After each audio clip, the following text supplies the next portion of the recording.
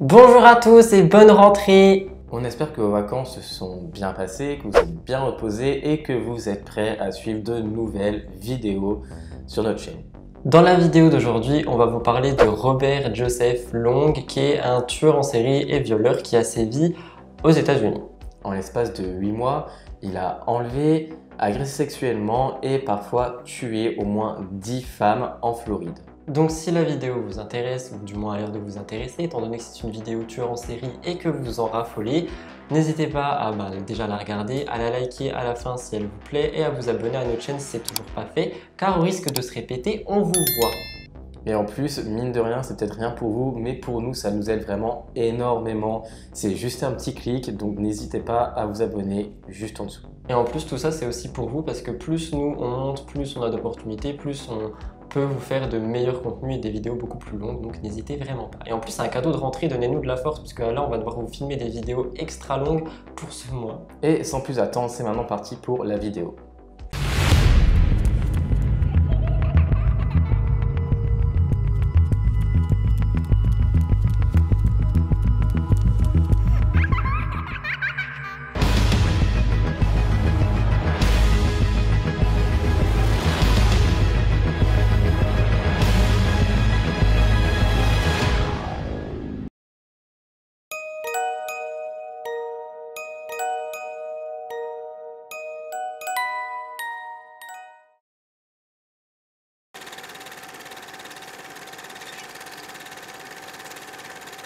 Robert est né le 14 octobre 1953 à Kenova, en Virginie occidentale, et pour la petite anecdote, c'est un cousin assez éloigné de Henry Lee Lucas, un autre tueur en série qui était extrêmement fou, dont on vous a déjà parlé dans le petit i. On vous a déjà parlé dans une vidéo qui s'affiche dans le petit i, quelque part là où là. Toujours là. D'accord, mais elle est toujours là, désolé. Durant son enfance, il va subir beaucoup de traumatismes entre guillemets, étant donné que déjà sa mère va quitter son père et donc va emmener l'enfant un petit peu partout, notamment à Tampas, où ils vont vivre chez des amis de la famille ou encore dans des chambres d'hôtes. En plus de ça, Robert est né avec un chromosome X supplémentaire par rapport aux autres enfants, ce qui fait qu'il va développer une poitrine assez généreuse et donc évidemment ça va lui coûter des moqueries à l'école. Et comme si c'était pas tout, durant son enfance, il va subir de multiples blessures à la tête et il va avoir une relation assez étrange avec sa mère étant donné qu'il va dormir avec elle jusqu'à ses 13 ans.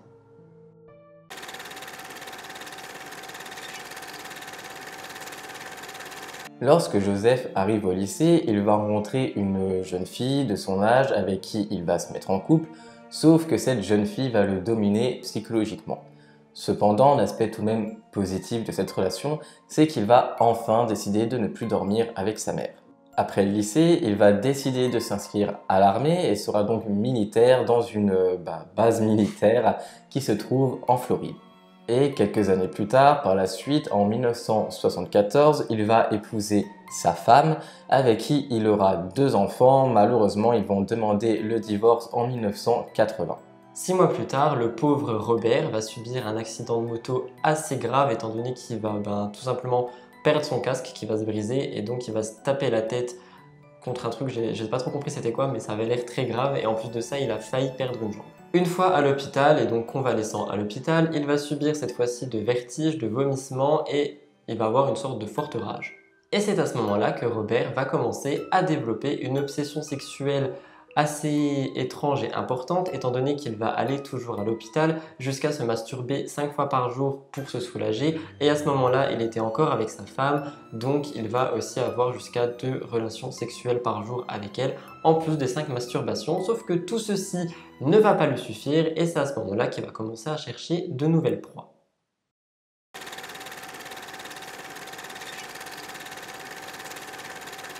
Avant d'aller encore plus loin et de finir par passer par la case meurtre, Robert avait violé au moins une 50aine de personnes dans plusieurs régions, dont celle de Miami. À partir de 1981, Robert va décider de répondre à des petites annonces concernant des appareils électroménagers, sûrement pour soit les acheter, soit les réparer.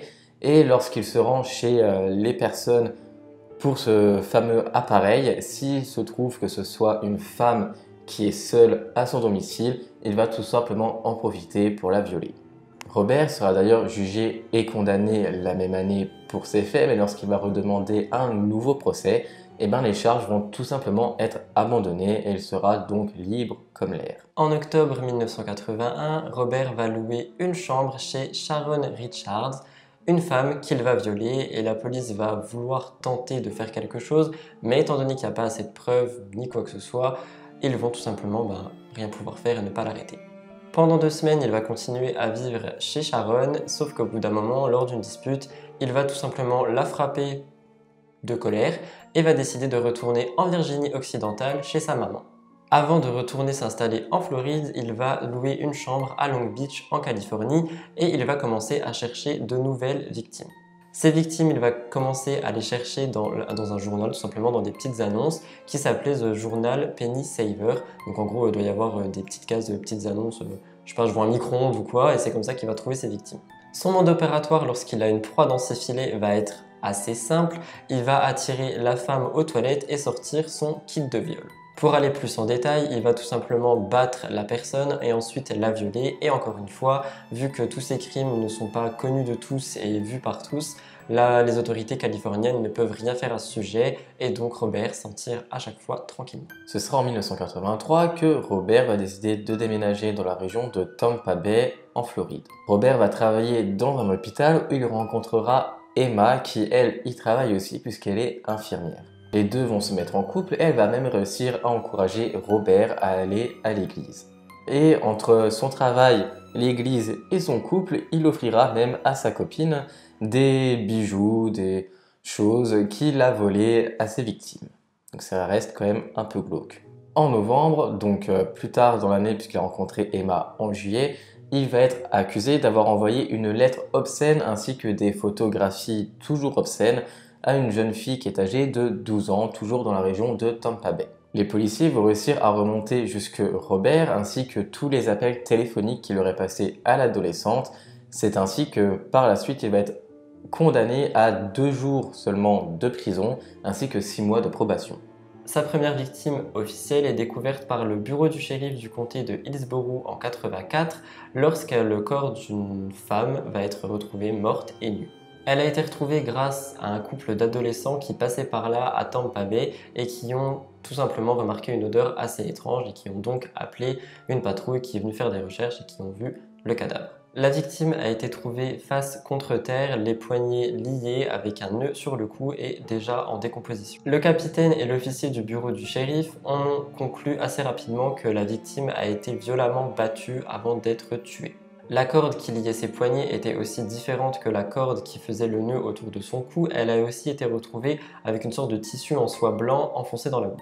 Et en plus de ça, ses hanches ont été brisées de telle sorte à pouvoir placer ses jambes en angle droit. Sur les lieux du crime, les 2 policiers ont trouvé des traces de pneus dont une qui avait des rayures inhabituelles qui sûrement vont pouvoir les mener aux criminels. Le médecin légiste, lui, a déclaré que la mort probable de la jeune femme était sûrement la strangulation, mais le corps était dans un tel état de décomposition qu'il n'a pu ni savoir son âge ni même son ethnie, bien qu'il pensait au préalable que c'était une personne d'origine asiatique. De plus, un rapport concernant les disparitions qui étaient en cours à ce moment-là ont plus ou moins confirmé les suppositions du médecin légiste et évidemment, ils ont par chance réussi à prendre les empreintes de la victime et donc de pouvoir confirmer son identité. C'était donc bel et bien une jeune femme asiatique. On ne va pas prononcer son nom parce que franchement on a essayé de trouver la phonétique mais on n'y arrive pas. Cependant, on sait qu'elle était âgée de 20 ans et qu'elle était danseuse dans un bar à striptease à Tampa Bay. La jeune femme était malheureusement pour elle toxicomane et donc elle avait trouvé ce petit travail afin de pouvoir gagner de l'argent dans l'espoir de pouvoir retourner auprès de sa famille. C'est sûrement dans ce contexte qu'elle aurait donc rencontré Robert, qui sera malheureusement sa dernière rencontre, et la dernière fois qu'elle a été vue, c'est lorsque justement elle sortait du bar où elle travaillait. Le petit ami qu'elle avait été soupçonné donc du meurtre, comme dans les 3/4 des affaires de crime, on accuse toujours le conjoint ou la conjointe en priorité, et heureusement pour lui, il avait un alibi qui a pu le disculper de cette histoire. Pendant que les policiers cherchaient à identifier la personne asiatique, comprendre ce qui s'est passé et qui elle est, Robert, lui, a trouvé une autre victime à tuer. Cette nouvelle victime s'appelle Artis Wick, qui a aussi 20 ans et qui est morte tout simplement parce que après le viol que Robert a fait sur cette personne, il s'est dit que c'était pas assez satisfaisant, donc il a préféré tout simplement la tuer et c'est à ce moment-là qu'il est devenu un tueur en série avec les autres victimes qu'il y a eu avant. Sauf que cette fois-ci, une enquête pour viol, enlèvement et meurtre qui concerne au moins 10 femmes va être enfin ouverte et les moyens déployés vont être énormes étant donné qu'ils vont prendre les postes de shérif et de police de 3 régions de Floride plus le FBI pour comprendre ce qui se passe et trouver le tueur. Concernant le corps des victimes, ils ont toujours été retrouvés bien longtemps après les meurtres, déjà dans un état de décomposition ultra avancé et souvent jetés au bord de la route ou juste vraiment déposés là au bord d'une forêt. En 1984, lorsqu'il est en probation pour voie de fait, Robert va décider de trouver de nouvelles victimes, sauf que cette fois-ci, il va aller chercher dans des coins qui sont réputés pour la prostitution ou dans des bars ou dans des clubs à striptease. Il va se rendre dans ces lieux et chercher ce type de victimes parce que généralement, ce sont des personnes qui ont beaucoup moins de relations proches, qui ont moins d'affect, qui ne sont pas forcément là par plaisir mais par nécessité ou besoin. Et donc, ça peut permettre, du moins à l'époque, d'effacer des preuves ou d'empêcher certains soupçons. Parce que si tu tues quelqu'un qui n'a pas de famille, ça va éviter de trouver des preuves pour la retrouver. Mode opératoire un peu différent qu'au tout début, cette fois-ci il persuade la victime de rentrer dans sa voiture, puis d'aller chez lui, et une fois dans l'appartement, il attache ses mains, ses pieds et avec une corde et il va faire des nœuds assez différents avec la corde sur le corps des victimes. Et évidemment, il les viole et parfois les tue. En septembre de la même année, donc en 1984, il va enlever une adolescente qui est âgée de 17 ans qui rentrait chez elle à vélo. Après avoir été violée à plusieurs reprises et séquestrée pendant 26 heures, par chance, elle a réussi à convaincre Robert de la laisser partir, ce qu'il fera, et de suite, elle va aller prévenir les forces de l'ordre de tout ce qui vient de se passer. Et plus tard, lorsqu'il sera enfin arrêté, Robert expliquera aux policiers la façon dont il l'aimait de manière vraiment sadique quand il violait, battait et enlevait toutes ses victimes et de les voir vraiment souffrir. C'était vraiment son petit plaisir. Voilà, c'est ça. Ses victimes, soit il les étranglera, soit il les égorgera, ou alors il se contentera de juste les frapper d'une manière vraiment brutale. Parmi les 10 victimes de Robert, il y en aura 5 qui seront des prostituées dites connues, donc c'est-à-dire que, comme on l'a expliqué avant, ce sont des personnes qui, elles, étaient connues par leur identité, qui avaient sûrement des affects, ce qui fait qu'on a pu découvrir leur identité. Il y en a 2 qui étaient des danseuses dans des bars, donc des stripteaseuses, et 2 autres qui étaient des travailleuses, des femmes qui travaillaient dans des usines, et 2 qui étaient des étudiantes.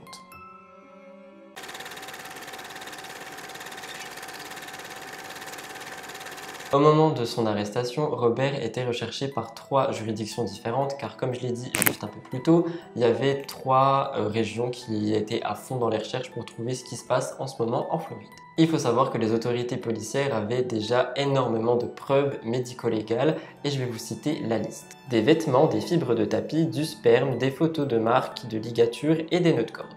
Heureusement pour tout le monde, le tueur, donc Robert, a été arrêté le 16 novembre 1984 et il a été directement inculpé dans la foulée pour l'enlèvement et l'agression sexuelle de la dernière étudiante qui roulait à vélo. Et pour le détail, cette lycéenne s'appelait Lisa McVeigh. Robert a très rapidement fait des aveux concernant l'affaire de Lisa, mais il s'est trouvé assez réticent concernant l'aveu de tous les autres crimes qu'il a pu faire, dont la police avait déjà des suppositions. Et je pense qu'il a avoué celui de Lisa parce qu'elle n'est pas morte et que du coup, sa peine serait un peu plus légère et que tous les autres, vu tout ce qu'il a fait... Mais finalement, il va tout de même accepter de reconnaître 8 agressions et meurtres dans le comté de Hillsborough et également un meurtre dans le comté de Pasco. De toute façon, j'ai envie de dire qu'il n'avait pas vraiment le choix que d'avouer puisque le FBI avait réussi à faire le lien entre l'ADN retrouvé notamment sur une voiture ainsi que celui de Robert, ce qui fait que quoi qu'il arrive, il aurait de toute façon été accusé et enfermé pour tous ces crimes.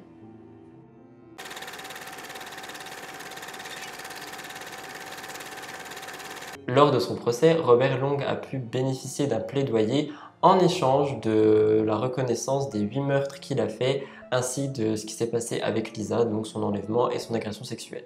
Après avoir plaidé coupable le 24 septembre 1985, il a été condamné et je vais vous lire sa condamnation car elle est un peu longue. Robert Long a écopé d'une peine de 26 peines d'emprisonnement à perpétuité sans possibilité de libération conditionnelle, plus 7 peines d'emprisonnement à perpétuité avec possibilité de libération conditionnelle après 25 ans. Et en plus de ça, l'État a émis la possibilité de mise à mort de Robert à cause d'un des 10 crimes qui était vraiment le plus horrible, celui de Michel, on vous a pas dit le nom, mais c'était le plus horrible des crimes. En juillet 1986, la phase pénale qui se trouve donc autour de ce fameux homicide va durer pendant une longue semaine, qui fera que, évidemment, tous les médias vont s'acharner autour de Robert. Évidemment, pour ce meurtre, il va également être reconnu coupable, mais cette fois-ci, sa peine sera la peine de mort, donc sur chaise électrique dans l'État de Floride. Son avocat va alors faire appel de la condamnation afin que son client ne fasse pas électrocuter sur la chaise, et par chance, sa condamnation va donc être annulée. Sa culpabilité a été infirmée et son affaire renvoyée au TGI, donc le tribunal de grande instance, avec pour instruction d'inscrire un acquittement pour le meurtre de cette personne. Le 24 février 1999, Robert va essayer de faire un coup de théâtre en disant que l'État aurait violé le secret professionnel de son avocat et lui, parce qu'apparemment ils auraient lu des lettres que Robert et son avocat échangeaient par rapport à l'affaire, et que donc il voulait juste essayer de sauver sa peau comme il peut, mais ça ne va pas marcher.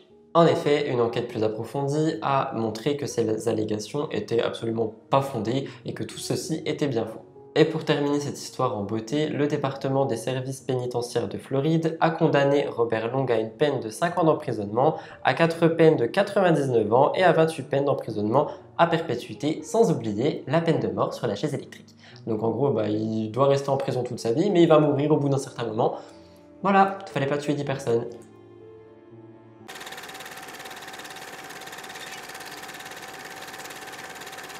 Voilà tout le monde, c'est tout pour l'affaire de Robert Long.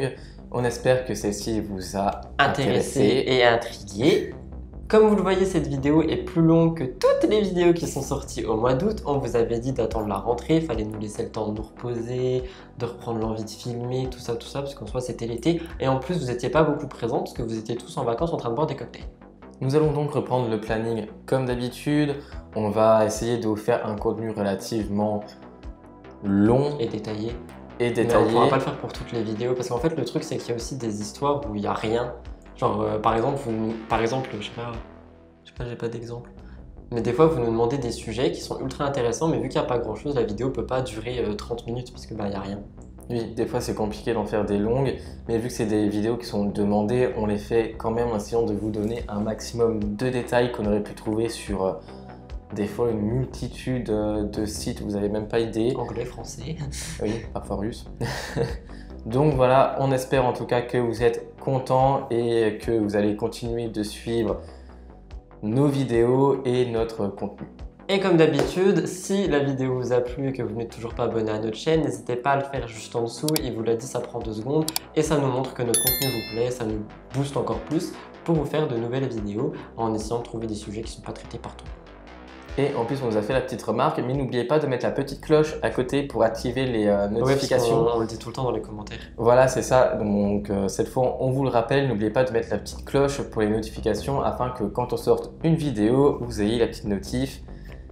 On est là, regardez notre vidéo et voilà. C'était Murders Explained et à samedi.